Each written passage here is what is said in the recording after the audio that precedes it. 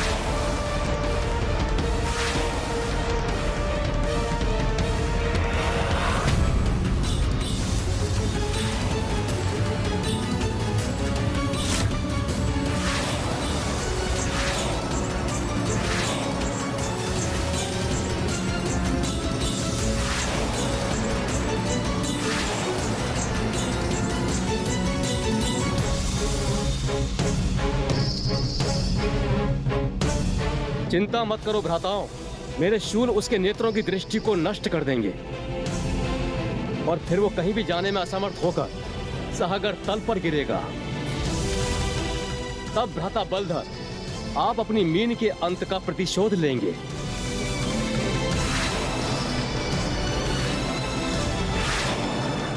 इस विचित्र जीव का अंत तो अब निश्चित है। उचित कहा भ्राता, अब इसके पास अपने बचाव का कोई मार्ग शेष नहीं। यदि मेरे शूल अपने लक्ष्य पर वार करने में सफल हुए तो ये आहत होगा ही, किंतु यदि वैसा ना भी हुआ, मेरे शूल आपस में टकराव उत्पन्न कर ऐसा भीषण विध्वंस करेंगे जिससे ये वृषभ क्षण भर में अपने प्राण त्याग देगा।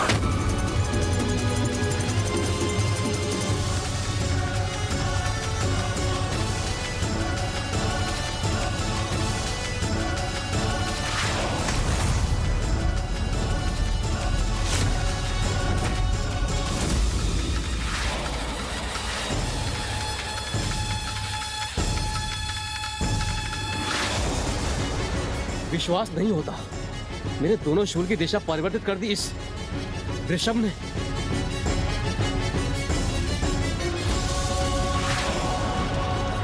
सटीक, ये हमारा वार तो हम ही पे भारी पड़ रहा है। यदि ये दोनों शूल आपस में टकरा गए तो हम में से कोई भी शेष नहीं रहेगा।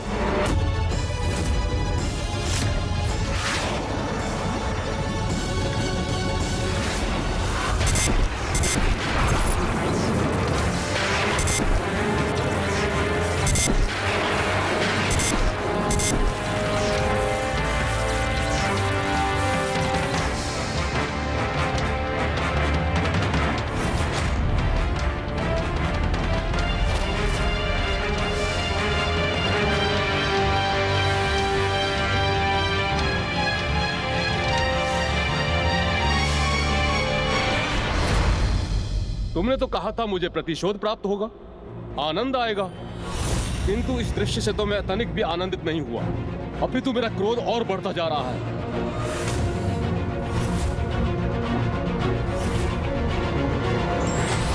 परंतु अब जो दृश्य मैं प्रस्तुत करूंगा उससे अवश्य ही आनंदित होंगे हम।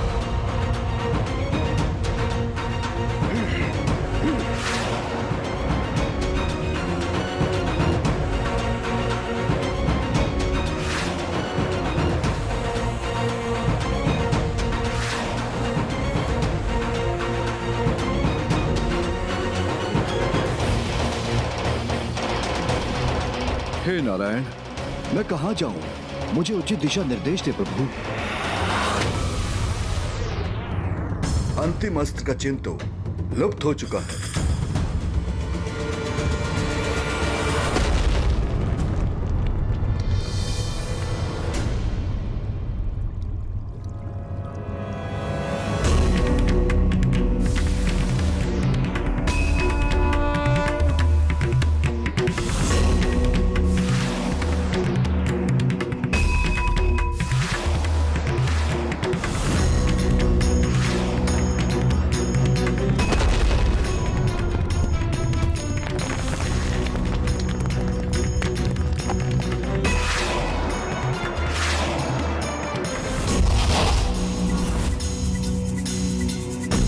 तुम्हारे शूल प्रहार से तो ये विचित्र प्राणी सुरक्षित बच गया, किंतु अब ध्वस्त होते इन पर्वत के शिलाखंडों से कैसे बचा पाएगा अपने आप को?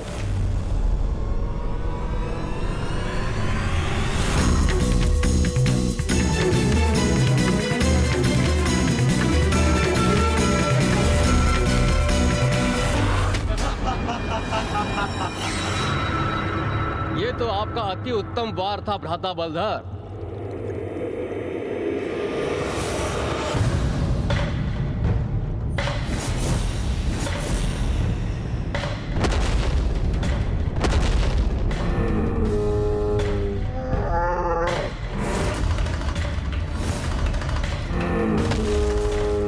ऐसी क्या शक्ति है इसमें जो बार बार हमारे वारों से सुरक्षित हो रहा है ये? इसकी शक्ति तो जैसी भी हो यहां कदापि नहीं पहुंच पाएगा।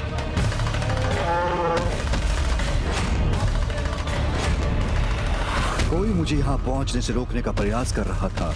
अर्थात ये निश्चित है कि श्री हरि नारायण यहीं कहीं इस समुद्र तल के नीचे पाताल में ही स्थित है और पाताल पहुँचने का यही एकमात्र मार्ग दिखाई देता है।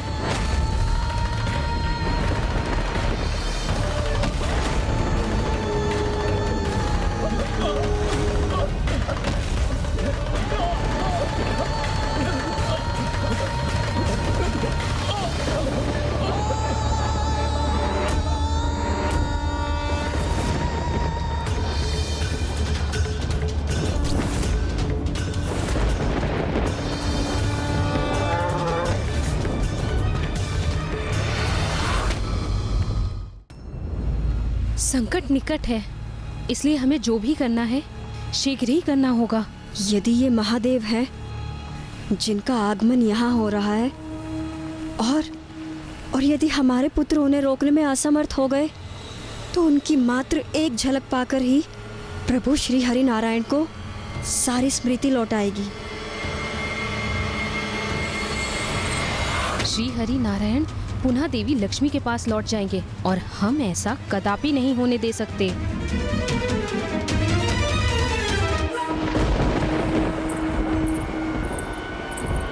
कक्ष सज्ज है, चलिए इन्हें ले चलते हैं।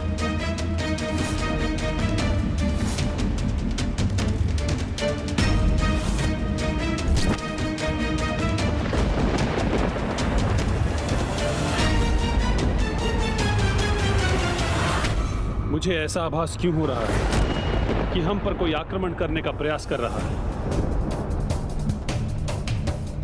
आप सर्वथा उचित कह रहे हैं प्रभु। कोई हमारे समुद्री पाताल पर आक्रमण करने के लिए तत्पर है। इसीलिए हम आपको इससे भी श्रेष्ठ और सुरक्षित कक्ष में ले जा रहे हैं, जो इस कक्ष से कहीं अधिक सुरक्षित है प्रभु।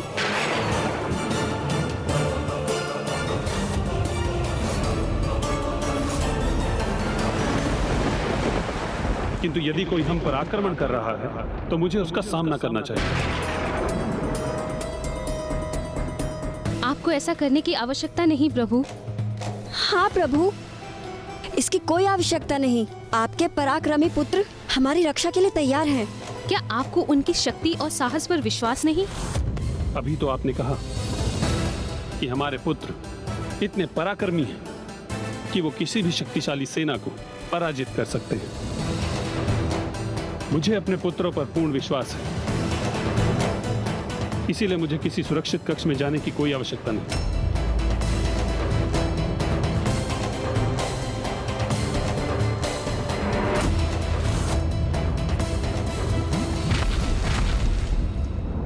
ये आपकी सुरक्षा के लिए नहीं है प्रभु, ये तो हमारे लिए अनिवार्य है। हाँ प्रभु, हमारी सुरक्षा के लिए हमारे पुत्रों ने वहाँ जाने के लिए कहा है। अगर आप हमारे साथ वहाँ होंगे तो हमें और सुरक्षा का आभास होगा। इसलिए हमारा अनुरोध मत टालिए, कृपा करके चलिए हमारे साथ। और हमें ज्ञात है प्रभु, हम पर छाए ऐसे संकट में आप हमारा साथ कदापि नहीं छोड़ेंगे। हमारी सुरक्षा ही आपका प्रथम कर्तव्य है ना?